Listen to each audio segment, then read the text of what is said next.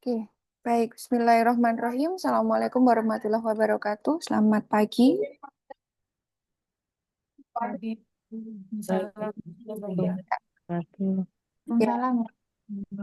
Ya, hari ini kita akan berdiskusi bersama di mata kuliah Asuhan Kebidanan KB dan Pelayanan Kontrasepsi pertemuan ke-11 terkait dengan dokumentasi kebidanan. Oke, sebelum kita berdiskusi untuk materi kuliah hari ini, saya ingin sedikit membahas kembali terkait teknis perkuliahan yang dilakukan setelah UTS ya, karena memang kalau di RPS ada jadwal praktikum ya di sana, namun praktikumnya juga masih bisa kita lakukan dengan metode daring. Nah, sesuai dengan yang ada di RPS, barangkali kemarin ada beberapa yang sempat menghubungi saya, dikhawatirkan teknis praktikumnya luring begitu. Nah, ini tidak ya.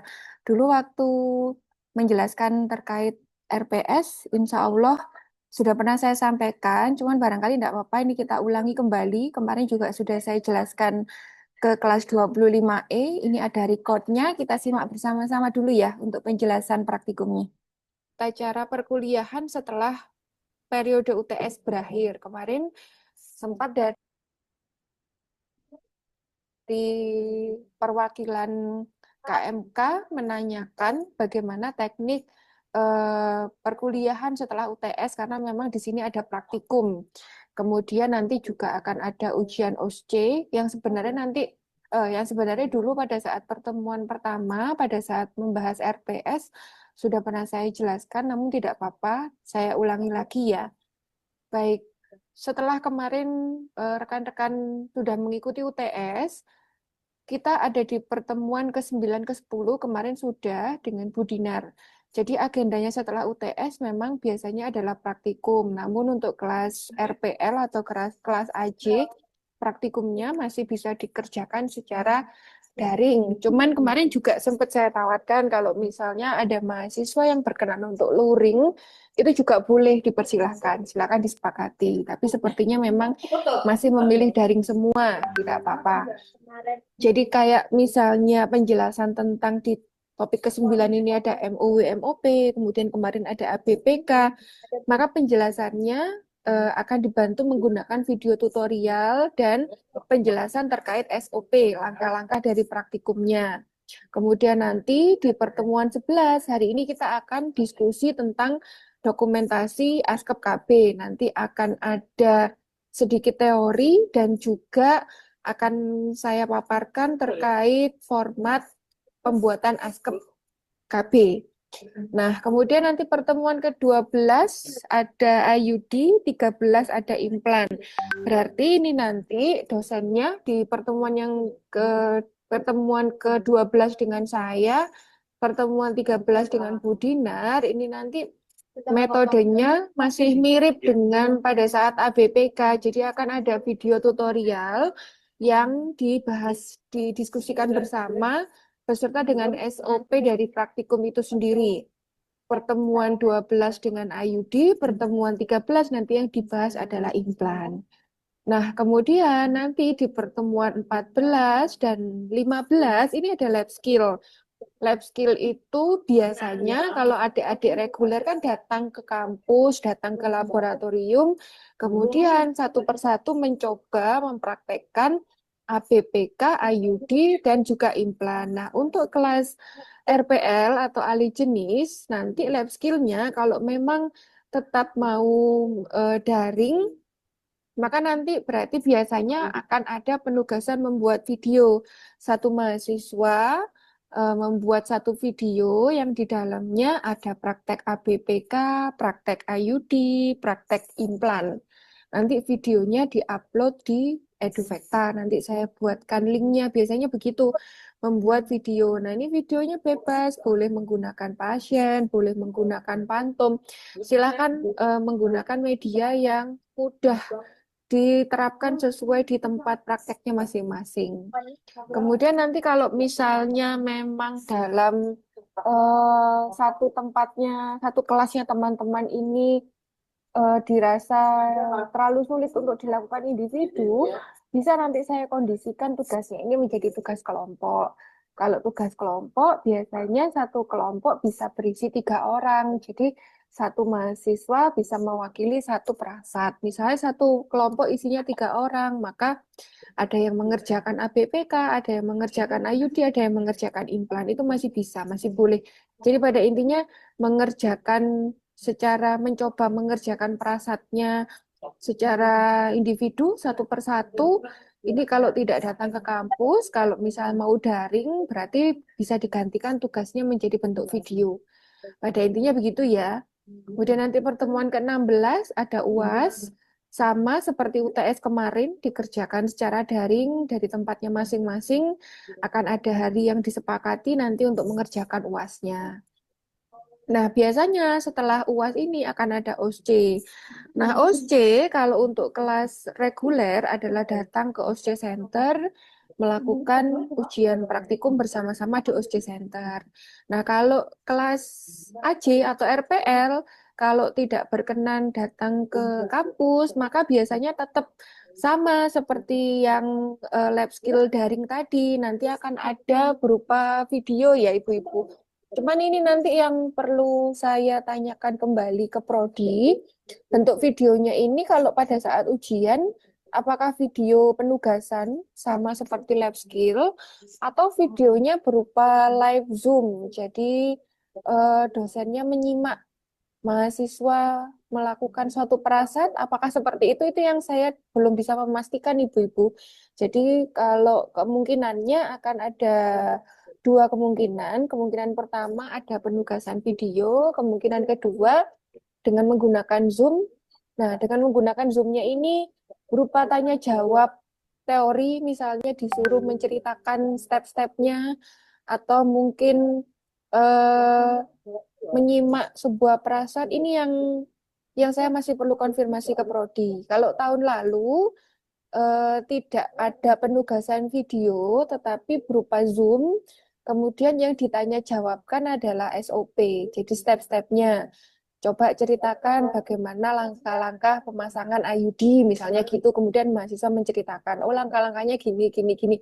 Gitu kalau yang tahun lalu. Nah ini tiap tahun bisa ada perubahan, bisa menjadi sama. Ini kita masih sama-sama menunggu arahan dari Prodi. Jadi pada intinya semua kegiatan sampai dengan ujian praktikum masih bisa diupayakan untuk secara daring. Masih belum ada kewajiban yang memaksa untuk mahasiswa datang secara luring ke kampus. Jadi insya Allah masih akan kami upayakan bagaimana teknik yang paling memudahkan untuk ibu-ibu supaya tidak berbenturan dengan waktu kerja di pelayanan. Kira-kira begitu. Sebelum kita masuk ke materi, barangkali ada yang mau ditanyakan? Oke, baik. Dari Ibu-Ibu, barangkali untuk penjelasan praktikum ada yang mau diklarifikasi, mau ditanyakan?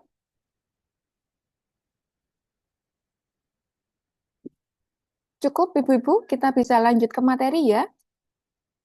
Lanjut, Bu. Oke, baik.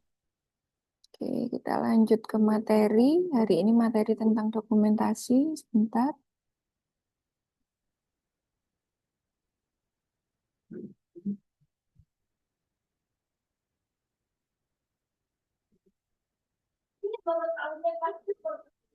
Suatu kegiatan. Oke, baik.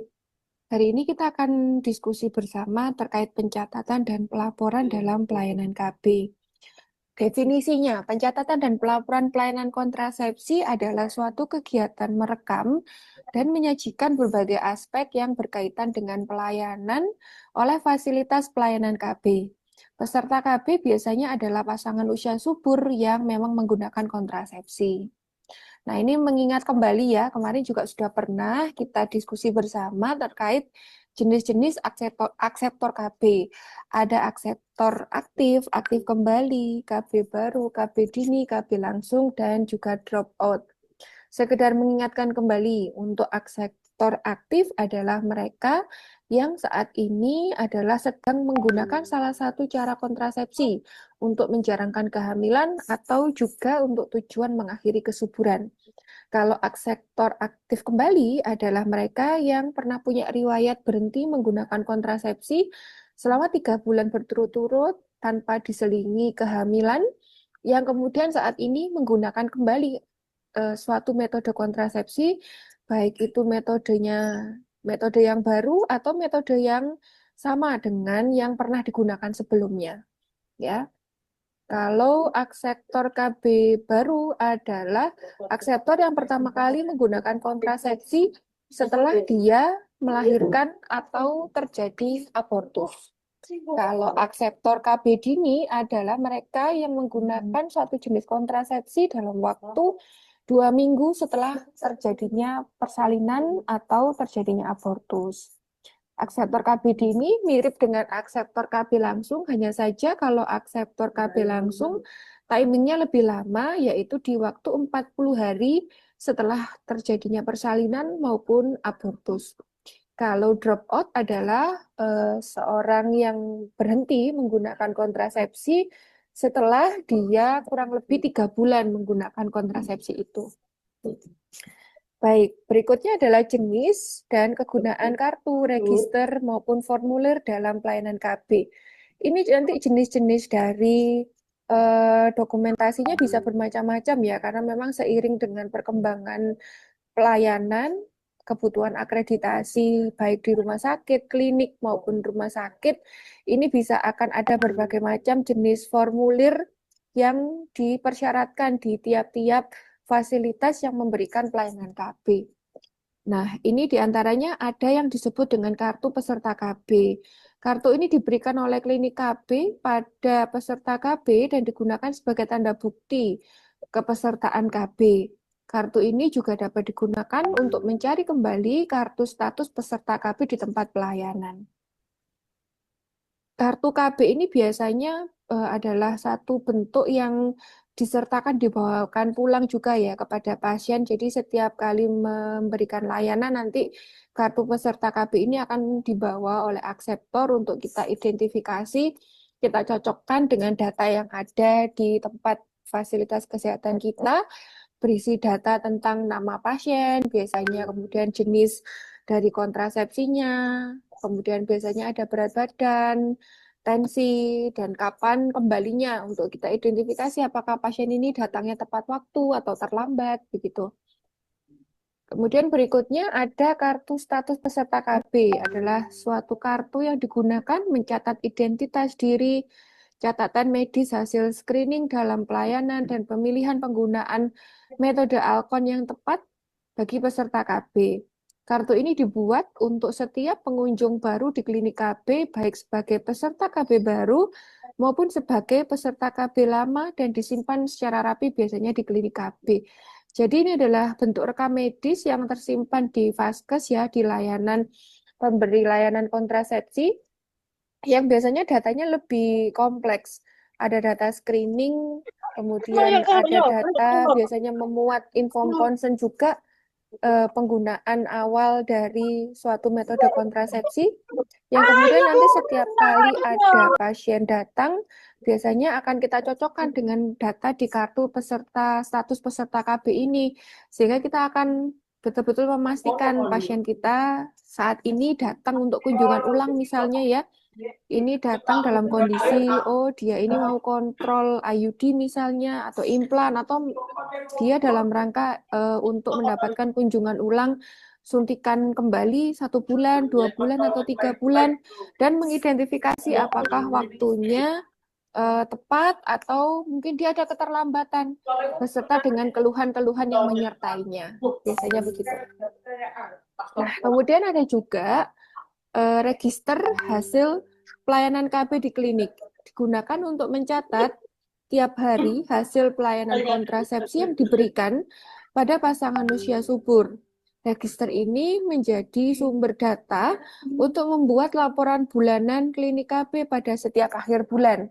Jadi ini adalah data harian yang nanti biasanya bisa dikolek menjadi data bulanan yang dilakukan oleh suatu vaskes, yang kemudian nanti biasanya tiap bulan tentu register ini akan dikumpulkan. Kalau pemberi layanannya adalah TPMP, biasanya nanti laporannya akan disetor ke puskesmas. Kalau pemberi layanannya adalah puskesmas, dia akan memberikan setor laporannya ke Dinas Kesehatan. Ya, demikian pula seterusnya. Kemudian ada register Alkon di Klinik KB. Ini adalah untuk mencatat penerimaan dan pengeluaran atau mutasi serta persediaan semua jenis Alkon di Klinik KB. Register ini menjadi sumber data untuk membuat laporan bulanan Klinik KB tentang keadaan Alkon pada setiap akhir bulan. Jadi ini biasanya khusus untuk mencatat mutasi keluar masuk dari alat maupun bahan yang berkaitan dengan pelayanan kontrasepsi yang kemudian nanti digunakan untuk pengadaan Alkon berikutnya. Jadi biasanya kan di puskesmas itu pengadaan dari IUD maupun implan ini kan difasilitasi gratis. Namun berapa jumlah yang kemudian di-drop di masing-masing Vaskes ini bergantung dengan berapa pelaporan yang dilakukan oleh Vaskes tersebut. Misalnya ada satu puskesmas dengan jumlah akseptor yang banyak ratusan, ini tentu akan berbeda dengan puskesmas yang mungkin pelaporan jumlah akseptornya sedikit. Ini akan mempengaruhi jumlah berapa Alkon yang akan di-drop di tiap bulan atau secara berkala ya. Untuk memfasilitasi satu vaskes dengan vaskes yang lain bisa berbeda-beda jumlahnya tergantung dari akseptor yang dilayani. Berikutnya ada buku bantu hasil pelayanan kontrasepsi pada dokter maupun bidan praktek swasta. Ini biasanya untuk mencatat hasil pelayanan peserta KB baru atau ulangan pada setiap hari pelayanan KB di tempat pelayanan dokter maupun TPMB atau dulu pernah disebut BPS ya, bidan praktek swasta. Dan ada juga laporan bulanan Klinik KB. Digunakan oleh Klinik KB untuk melaporkan kegiatan dan hasil kegiatan pelayanan kontrasepsi, baik peserta KB baru maupun KB ulang.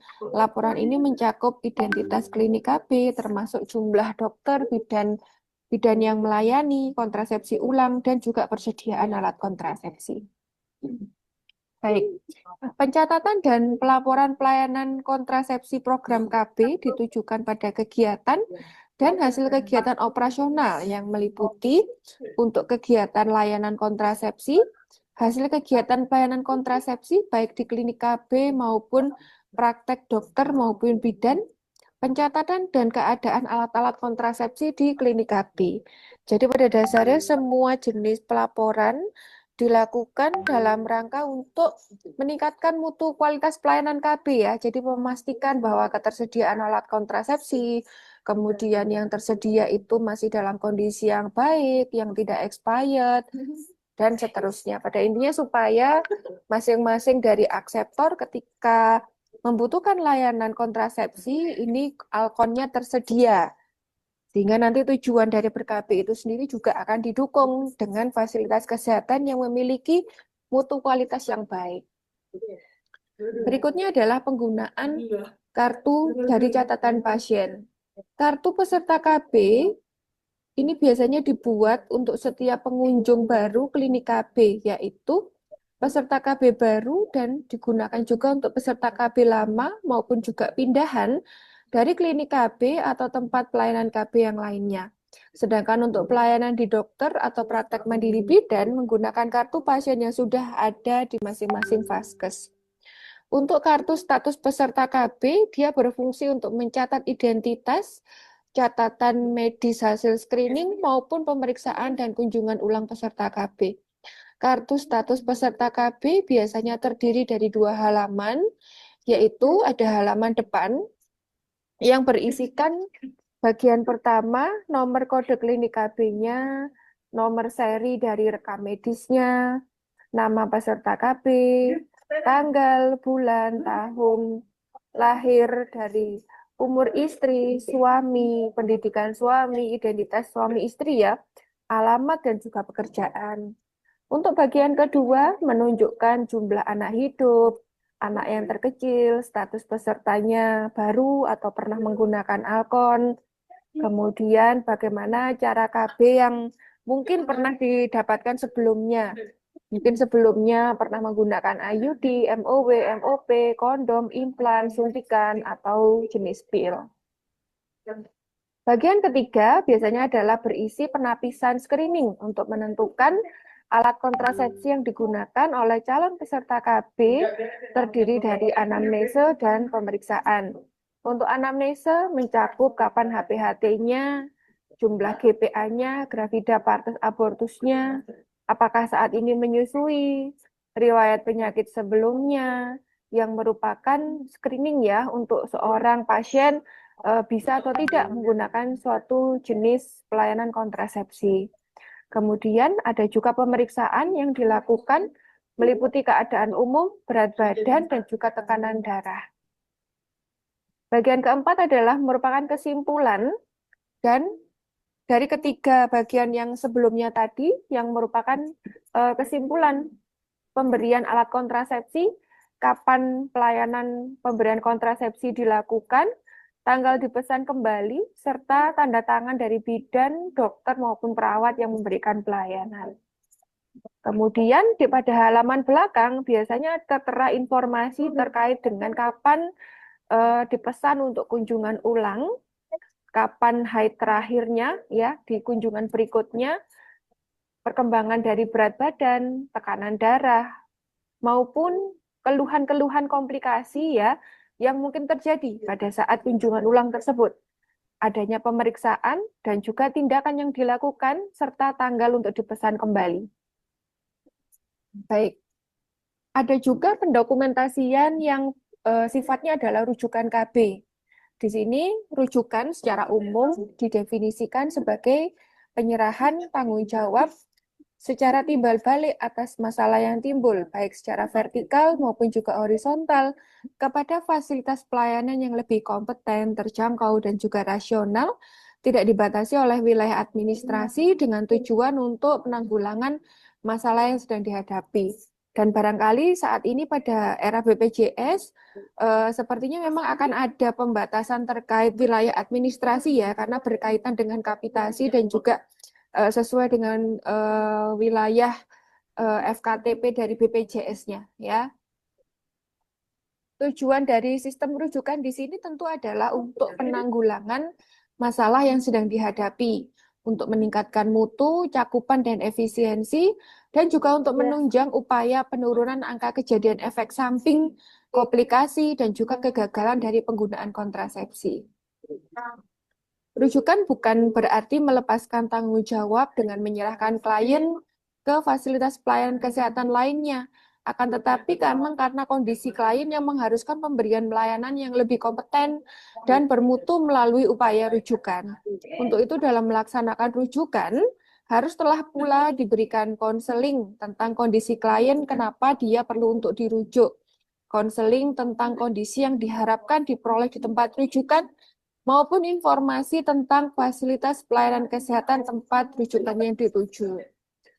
Rujukan ini biasanya, salah satu contohnya misalnya ada kegagalan dalam AF-IUD atau AF-implan karena satu dan lain kondisi yang menyebabkan sulit untuk ditangani di TPMP atau sulit untuk ditangani di puskesmas. Ini bisa untuk dilakukan rujukan ya, dengan harapan memang kalau IUD atau implan telah berada pada masa lakunya, agar tidak terjadi efek samping komplikasi kepada pasien, maka biasanya akan dilakukan rujukan di tempat yang memiliki fasilitas lebih lengkap ya untuk kemudian memfasilitasi pasien agar IUD atau implannya bisa dilepas, tidak melewati dari batas masa lakunya, sehingga pasien jangan sampai mendapatkan suatu komplikasi yang bisa membahayakan dirinya.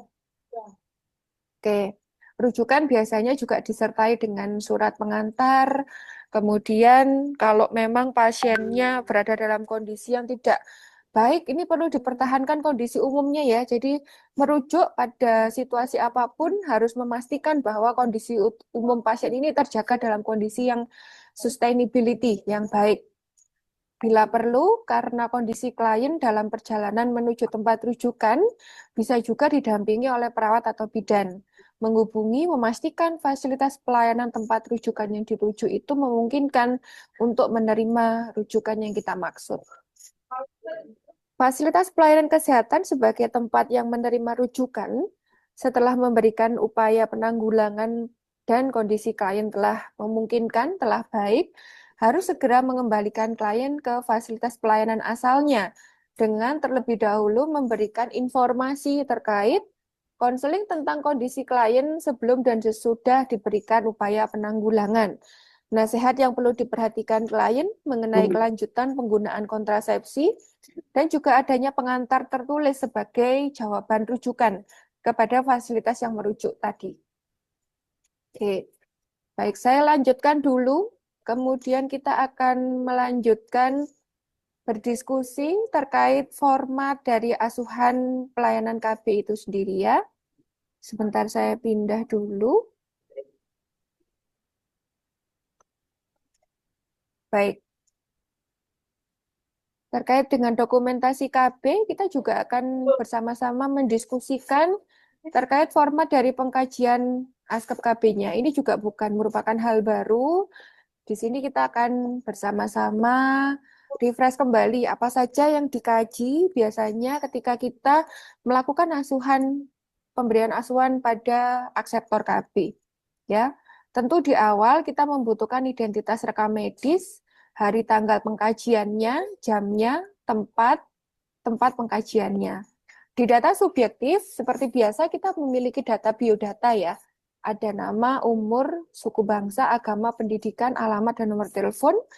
Di file ini juga saya sertakan, di sini sebagai manajemen asuhan kebidanannya, ada berbagai alasan yang mendasari kenapa kita perlu untuk mengkaji nama, umur, suku bangsa, agama, pendidikan, alamat, dan identitas nomor telepon.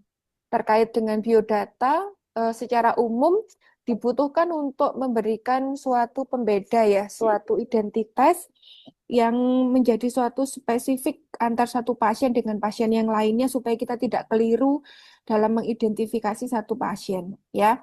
Untuk suku bangsa, agama, pendidikan tentu ini berkorelasi dengan bagaimana kepercayaan yang dianut oleh suatu klien ya, satu pasangan, tingkat pendidikan menentukan nanti bagaimana trik kita, cara kita memberikan konseling yang sesuai dengan apa yang dianut atau sesuai dengan tingkat pendidikannya. Berikutnya adalah alasan kunjungan, baik kunjungan pertama, kunjungan ulang, maupun kunjungan karena suatu keluhan tertentu. Tujuannya tentu untuk mengetahui kenapa ibu kali ini datang, untuk menduga kelainan apa yang dihadapi, dan juga nanti untuk menentukan konseling apa atau pengobatan, terapi apa yang dibutuhkan sesuai dengan keluhan pasien. Berikutnya adalah mengkaji riwayat menstruasi, kapan menstruasi terakhirnya, dan digunakan untuk menapis ya, meyakini bahwa harus diyakini bahwa pasien ini saat ini datang dalam kondisi tidak sedang hamil. Kemudian di riwayat menstruasi juga biasanya kita mengkaji siklus dan juga riwayat berapa lama haidnya. Untuk pasien dengan lama haid lebih dari 8 hari, ini biasanya adalah kontraindikasi dari penggunaan IUD. Kemudian kita juga mengkaji teratur tidaknya dari siklus menstruasinya. Nah, ini juga salah satu fungsinya adalah untuk menapis ketika dia memang menggunakan kontrasepsi yang berpengaruh pada siklus menstruasinya. Nah, ini menjadi satu pertimbangan. Misalnya pasien akan menggunakan KB jenis hormonal. Jika memang sebelum menggunakan KB hormonal pasiennya haidnya sudah tidak teratur, ini bisa jadi satu pertimbangan ya. Eh, Nantinya menggunakan KB hormonal akan menyebabkan haidnya semakin tidak teratur atau bahkan tidak haid sama sekali. Sebaiknya ini disepakati dan dipahami sejak awal, jadi tidak menimbulkan pasiennya menjadi tidak nyaman di tengah-tengah menggunakan kontrasepsi, yang kemudian akan bisa menyebabkan pasiennya menjadi drop out. Kalau pasiennya menjadi drop out, hati-hati terjadi unmet need ya. Unmet need artinya pasiennya tidak berkenan untuk hamil, tetapi juga tidak menggunakan alat kontrasepsi apapun. Nah, ini hati-hati, nanti secara jangka waktu lama bisa menimbulkan kehamilan tidak diinginkan.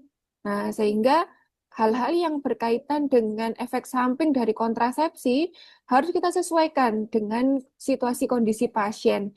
Salah satunya adalah terkait riwayat menstruasi ini. Ya.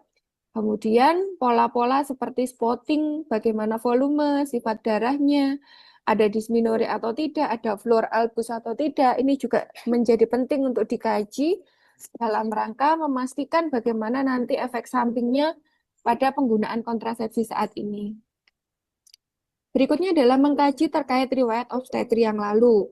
Mengkaji berapa banyak jumlah anaknya, cara persalinannya, berapa jumlah berapa usia anaknya sekarang, apakah sekarang masih periode nifas atau tidak, dan juga riwayat penggunaan kontrasepsinya. Pernah menggunakan KB apa, berapa lama, dan apakah ada keluhan. Nah, riwayat obstetri ini tentu juga akan mempengaruhi dari apa penggunaan kontrasepsi saat ini yang akan diambil oleh ibu. Misalnya saat ini ibu kondisinya nifas dan sedang menyusui. Tentu kita harus berhati-hati memilihkan jenis kontrasepsi yang tidak mengganggu dari proses menyusui itu sendiri. Sehingga ibu tidak diperkenankan untuk menggunakan kontrasepsi jenis kombinasi yang bisa digunakan ketika misalnya hormon adalah yang jenisnya adalah tunggal, ya. Demikian pula dengan riwayat penggunaan kontrasepsi yang pernah digunakan ibu. Pastikan keluhan-keluhan yang pernah dihadapi pada kontrasepsi sebelumnya ini mendapatkan titik terang, mendapatkan suatu solusi. Sehingga harapannya pada penggunaan kontrasepsi kali ini ibu tidak mengalami drop out, tidak mengalami admit, dan jangan sampai mengalami kehamilan tidak diinginkan. Baik.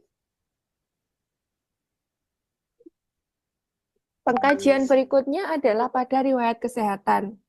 Seperti biasa yang dikaji ada riwayat kesehatan sekarang, riwayat kesehatan yang lalu, dan juga riwayat kesehatan keluarga. Penyakit-penyakit yang diderita ibu, baik yang sekarang, yang lalu maupun di keluarga, ini juga dapat mempengaruhi bagaimana pemilihan alat kontrasepsi. Penyakit yang diderita keluarga, ya, misalnya itu menular, barangkali tidak berkaitan langsung dengan pemilihan kontrasepsi. Ya, namun ini bisa berkaitan dengan kondisi sosial ekonomi yang bisa mempengaruhi pemilihan alat kontrasepsi. Misalnya, di dalam keluarga ada yang menderita TBC atau diabetes.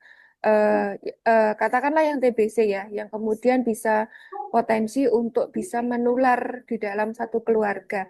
Ini menjadi satu pertimbangan yang harus kita pikirkan bahwa ibu harus menggunakan metode kontrasepsi jangka panjang.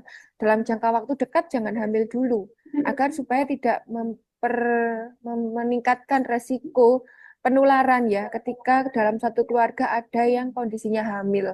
Nah, itu salah satu pertimbangan yang bisa kita pertimbangkan ketika kita mengetahui ada satu jenis penyakit tertentu di dalam satu keluarga. Ya.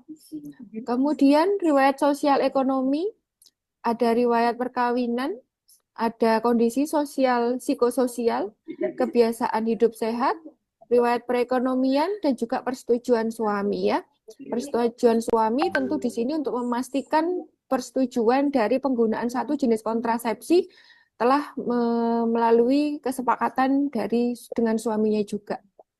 Pola seksualitas boleh ditemukan jika memang ada satu temuan yang berkaitan dengan penggunaan kontrasepsi.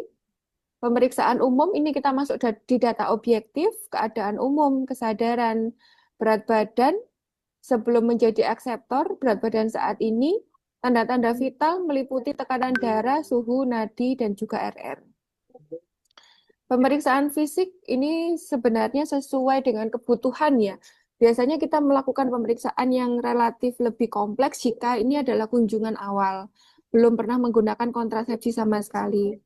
Kita melakukan pemeriksaan fisik pada wajah, mata, dada, abdomen, hingga ke genitalia sesuai dengan kebutuhan. Biasanya yang dilakukan pemeriksaan sampai dengan genitalia adalah pada rencana penggunaan IUD. Ya. Kemudian ada ekstremitas dan pemeriksaan penunjang jika diperlukan. Misalnya tanda-tanda anemi, maka kita tegakkan diagnosanya dengan pemeriksaan hemoglobin. Baru kita tegakkan diagnosa, analisanya, paritasnya, papahnya ya, calon akseptor untuk kasus KB ini juga bisa digunakan jika kita menemukan suatu masalah kesehatan reproduksi, maka bisa disertakan misalnya dengan fluor albus begitu ya. Kalau misalnya tidak ada masalah Kespro, maka bisa kita tuliskan calon akseptor suntik 3 bulan, misalnya 3 bulan kombinasi atau 3 bulan yang tunggal. Nah, gitu cara menulis diagnosanya.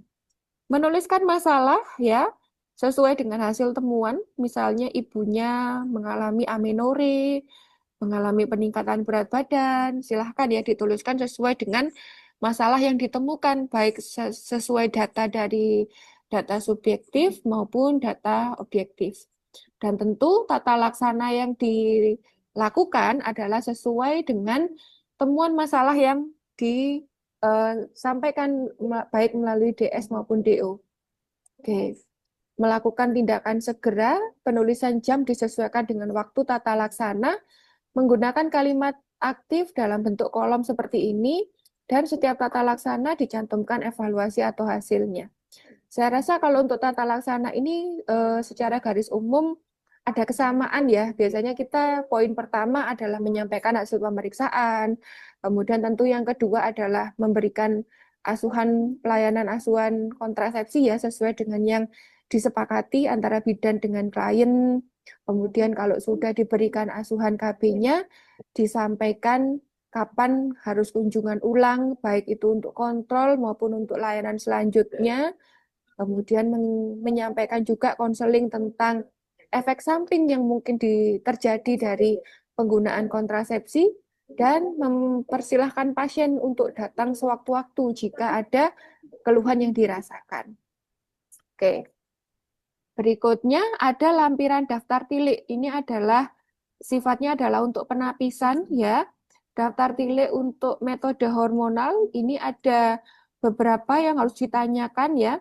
Apakah saat ini hari pertama haid, menyusui atau tidak, ada perdarahan atau tidak. Ini dicentang ya atau tidaknya. Harusnya semua di sini centangnya adalah tidak untuk kemudian kita memastikan pasien dapat menerima satu jenis kontrasepsi. Nah, ini yang di bawahnya ada penapisan untuk AKDR ya, HPHT-nya, apakah pasangan seksnya lebih dari satu, apakah ada IMS dan seterusnya. Idealnya harusnya tercentang di kolom yang tidak semuanya, gitu ya. Kemudian ini juga ada daftar tilik penapisan untuk mereka yang akan kita rujuk untuk layak mendapatkan fasilitas tubektomi. Nah, ini adalah penapisannya. Ada 1, 2, 3, 4, 5, 6, ada 7 item ya.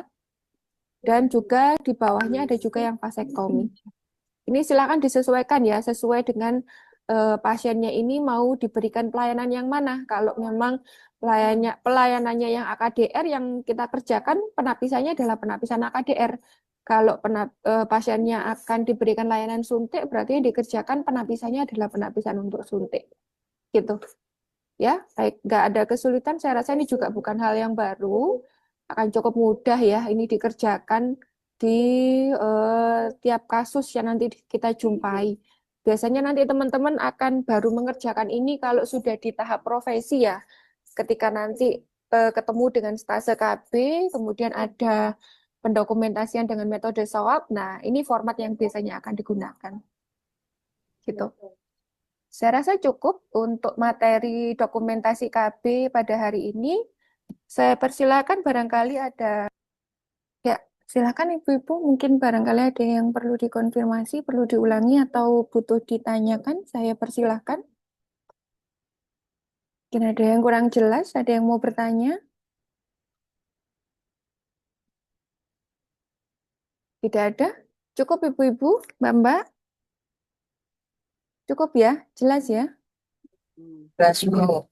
Oke, baik. Kalau memang sudah tidak ada yang ditanyakan, kuliah hari ini juga nanti ada akses recordnya ya. Jadi barangkali yang hari ini masih terkendala ada pelayanan, tidak bisa join Zoom, nanti akan bisa belajar kembali melalui akses rekaman yang akan saya berikan setelah perkuliahan ini berakhir.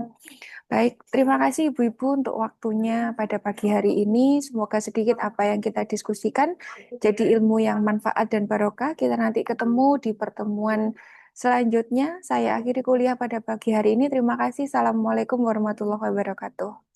Waalaikumsalam warahmatullahi wabarakatuh. Terima kasih, Bu. Ya, sama-sama saya izin live ya. Yeay.